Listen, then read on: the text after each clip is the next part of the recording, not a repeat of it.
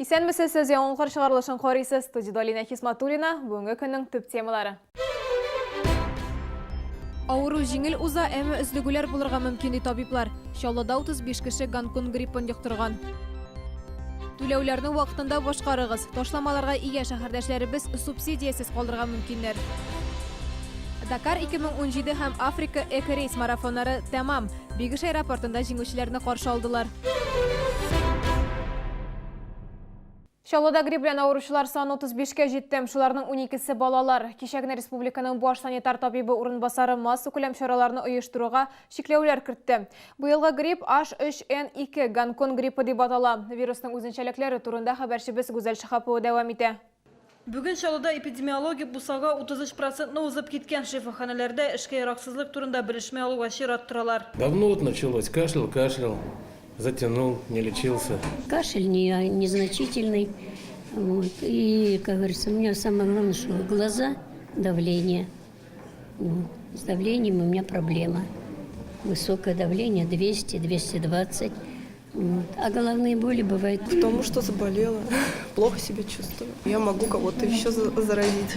Работать, может, и смогу. Лаборатор шартларда 35 кешедә грипп теркәлде. Быел ул Гонконг гриппы дип атала. Табиблар әйтүенчә, дәвалау ысуллары шул ук. Авыру чагыштырмача җиңел уза, әмма эзлегүләр булырга мөмкин. Шуңа күрә беренче билгеләре күренүгә үк шифаханәгә мөрәҗәгать итәргә кирәк. Первые признаки гриппа – это сильная интоксикация.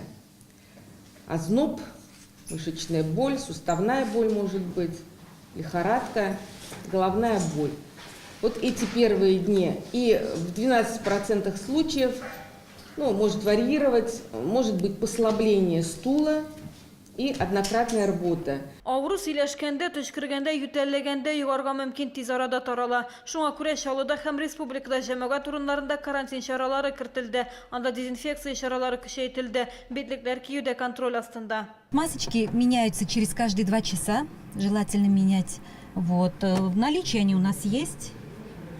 Значит, 6 рублей масочка стоит. Вот. А если самим делать, можно, значит, из марли 3-4 слоя. Предварительно, значит, простирать, прогладить утюжком. Роспотребнадзор идарәсе хәбәр итүенчә, быел нововирус очраклары теркәлгән. Инфекция эшәкләргә зыян китерә. Табиблар белгечләргә мөрәҗәгать итәргә чакыра. Аеруча да гаиләдә балалар, авырлы хатын-кызлар, олы яшьтәгеләр авыраса, йогышлы авырулар сезонында кеше күп йөри торган урыннарда йөрмәскә киңәш итәләр. Гүзәл Шихапова, Алексей Иванов, яңалыклар. Шалода ташламаларға ие булучылар тора коммуналь хезмәтләрен өчен субсидиясыз калырга мөмкин. Сәбәбем фатир өчен түләүдә бурычлары булу. Яңа закон буенча хезмәт ветераннары, инвалидлар, репрессияләнгән һәм реабилитацияләнгән гражданнар фатир өчен 2 ай түләмәсәм ташлама субсидияләрсез калачак. Ул соңыннан бурычларын 100% түләгәч кенә кире кайтарыла. Моңа кадәр Шалолылар арасында 70 меңнән артык кеше субсидияләр алды. Әмма яңа закон кертелгәч аларның саны сизелерлек кимеде. Түләүләрне 1000-гә якын кеше алмый башлады. Алар аны тора коммуналь хезмәтләр өчен бурычларын 100% түләгәч кенә ала алачак. Шул ук вакытта аерым очраклар да бар. Чиновниклар авыр хәлгә юлыгып, мәсәлән, озак авыру сәбәпле коммуналь хезмәтләрен түли алмаучыларны исәпкә алды. В случае, если возникает такая ситуация, то граждане должны обратиться в свою управляющую компанию и заключить соглашение о реструктуризации задолженности. Это соглашение предоставляют в отделении материальной помощи, после чего также выплаты у нас будут возобновлены. Мондый катгый чаралар зур бурычлар аркасында кабул ителде. Шалолыларның идарә компанияләренә якынча 740 миллион сумга кадәр бурычлары бар. Во всех управляющих компаниях имеется какая-то задолженность. Вот. И все управляющие компании работают с этим. Непрерывно, каждый день и в выходные дни даже сотрудники выходят, разносят предупреждения, напоминания должникам. 3000 генә бурычы булса да, гражданнар бурычлылар исемлегенә эләгә. Ташламага ия булучылар коммуналь хезмәтләр өчен 2 ай түләмәсә, субсидияләрдән колак кага. Чөнки нәкъ менә әлеге акчалар фатир өчен түләүләрне башкарыр өчен социаль ярдәм булып тора да инде. Если бы не помогали, мы бы не приходили. Почти 2000 получаем. Не приходить, конечно, приходим. Очень помогает, когда вынуждены сразу. Я стараюсь каждый месяц платить. Уж кто-кто, а пенсионеры всегда у нас пионеры. Торак коммуналь хезмәтләр өчен субсидия алу әлбәттә баю чарасы була алмый. Шулай да үз гамьсезлегенең аркасында аны югалту гаилә бюджетына сизелерлек йогынты ясарга мөмкин. Шуңа күрә дә түләүләрне вакытында башкарыгыз. Зөһрә Фатыйхова, Луиза Сафуанова, Сергей Вильданов, Яңалыклар. 31 яшьлек шәһәрдәшебездә полиция хезмәткәрләре патроннар таба. 74 елда чыгарылган Калашников автоматына яраклы 5,45 калибрлы 30 хәрби припасларның каян килеп чыкканын ир-ат аңлата алмый. Патроннар кулланудан алынды, җинаять эше кузгатылды. Мондый хәрби патроннар Советлар Союзы заманында ук җитештерелгән, кайбер илләрдә әле дә кулланыла. В настоящее время возбуждено уголовное дело по статье 222 Уголовного кодекса России «Незаконное приобретение, передача, сбыт, хранение, перевозка или ношение оружия». В настоящее время мужчина отпущен под подписку о невыезде. Штрафларны вакытында түләмәгән өчен судта җавап бирәсе булам. ЮХИД инспекторлары 54 яшьлек ир-ат идарә иткән Nissan Almera чит ил машинасын туктата.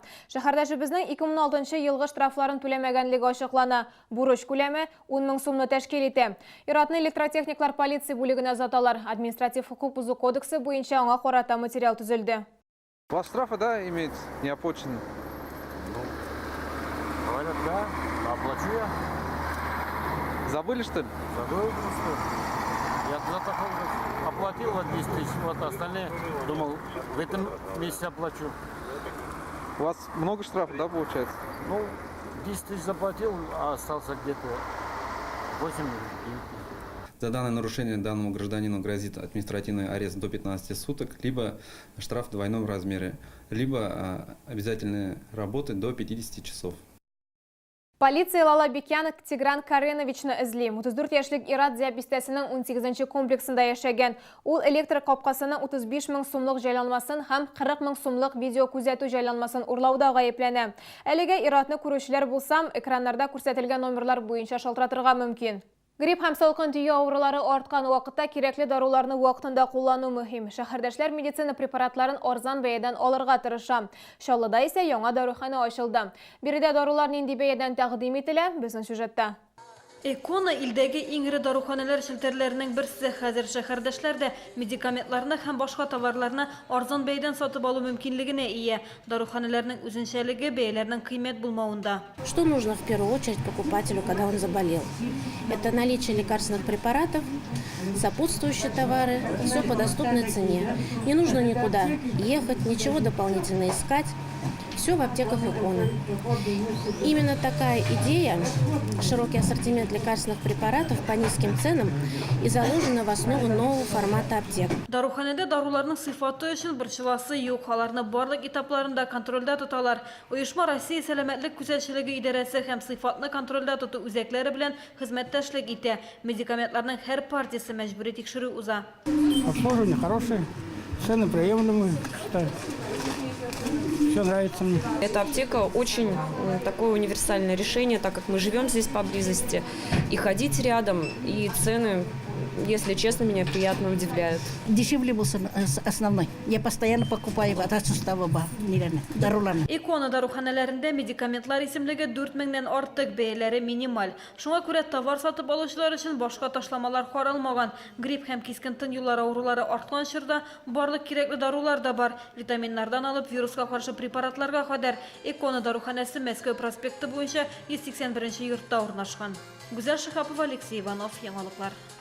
Дакар чемпионнары кичә төнлә Чаллыга кайтты. Сәгать 12-нче яртыда КамАЗ мастер спортчылары утырган самолет Бегиш аэропортына төште. Җиңүчеләрне туганнары, дуслары, җанатарлар һәм журналистлар каршы алды. Алар арасында безнең коллегалар да бар иде. КамАЗ мастер командасы төялгән самолет менә аэропортка төшәргә тора. Аларны заргып көтүче туганнары, дуслары өчен соңгы минутлар бигрәк тә узак узадыр сыман. Айдан артык вакыт күрешмичә тордылар бит. Аэропортка җыелган халык Латин Америкасындагы һәр яңалыкны, һәр ярыш мизгелен җентекләп күзәтеп бардылар. Обязательно.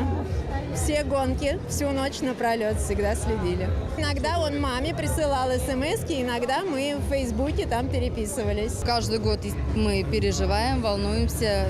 Мне кажется, Дакар был потрясающий. Было здорово и наблюдать. У меня муж был механиком, поэтому я не сомневалась в работе машины. Машиналар дөрестән дә шанычлы иделәр. Дакар ярышы дәвамында КАМАЗлар ватылып туктамадылар диярлек. Бер-ике тапкыр тоткарлык булды. Анысы да вакыт-як төзексезлек аркасында гына. Экипаж пилотлары белән механикларның уртак тырышлыклары ярдәмендә Шаллы командасы гомуми зачетта алдынгы урыннарны яулады. 2 елдан соң Мастер КАМАЗ командасы Дакар ралли марафоны янә беренчелекне яулап кайта. Җиңүче Эдуард Николаев. Николаев төп исемлектә беренче баскычка бары 11 этаптан соң гына менә алды. Дакар ярышында 9000 чакрымның соңгы метрына кадәр көрәш дәвам итте. Помог, наверное, дух, который воспитали наше старшее поколение, Владимир Геннадьевич Чагин. Именно действительно дал правильное наставление и научил довозить результат до конца и доделывать свою работу до конца. И чтобы вот этот бедуин действительно был на своем месте, где он должен быть. Быел безнекеләр көмеш бедуинны да автокалага алып кайту бәхетенә ирештеләр. Гомуми зачетта үз төркемендә беренче урында барган Дмитрий Сотников экипажы соңгы ярышларда гына беренчелекне үз кулыннан ычкындырды. Аның каравы икенче урын аның кулында. Дмитрий Сотников өчен бу Дакар ралли рейдында беренче җиңү. На самом деле мы боролись за первое место в команде. Это не важно было, кто это был, потому что сначала уступали Жерару Дорою, Наинека и, честно говоря, не думали о борьбе между собой. Ну, я, по крайней мере, не думал и старался быть впереди Ивека. Но гонка так сложилась. При последние этапы мне чуть-чуть не повезло, где-то не хватило опыта, может. Владимир Чагин, молодец, спасибо большое.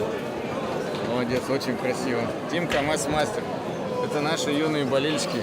Хәзерге вакытта жанатарларны борчылган иң төп сорау шул: Шаллы командасы өчен киләсе Дакар ярышы кайчан булачак? Ярыш барышында КАМАЗ Мастер спортчылары алдагы бер, хәтта 2 ел Дакар ярышында катнашмаска мөмкин дигән хәбәр таралган иде. Буквально на следующей неделе будем проводить технические совещания, оценивать возможности подготовки команды, техники, ну и дальше уже это решение будет принято совместно с генеральным директором нашего акционерного общества КАМАЗ Сергеем Анатольевичем Воровиным. Алда бер көнлек ял инде 19 гыйнварда ук КАМАЗ Мастер командасы яңадан эшкә керешәчәк. Киләсе сезонга әзерлек эшләре башлана. Жанатарлар да, команда әгъзалары шул исәптән без дә чын күңелдән ышанабыз. Бу аларның соңгы җиңүләре булмас. Алдагы елларда да шул исәптән киләсе сезонда яңа җиңүләр белән шатландырырлар әле. Райнур Агләмтинов, Константин Величко, Сергей Вильданов, Яңалыклар. Әлмәттә грек-рим көрәше буенча республика беренчелеге узды. Ярышларда 70 спортчы катнашты. 66 килограммлылар арасында Эмиль Жиханшин, 120 килограммлылар арасында Ильяс Газизуллин турнирда җиңү яулады. 51-74 килограммлылар арасында Дмитрий Василенко һәм Абдулла Казыханов көмеш медальгә лаек булдылар. Алар барысы да Витязь спорт мәктәбендә әзерлек үткән. Бу сезгә ишеткерәсе соңгы мәгълүматыбыз иде. Мин Алина Хисматуллина сезнең белән сау булашам. Исән-имин булыгыз.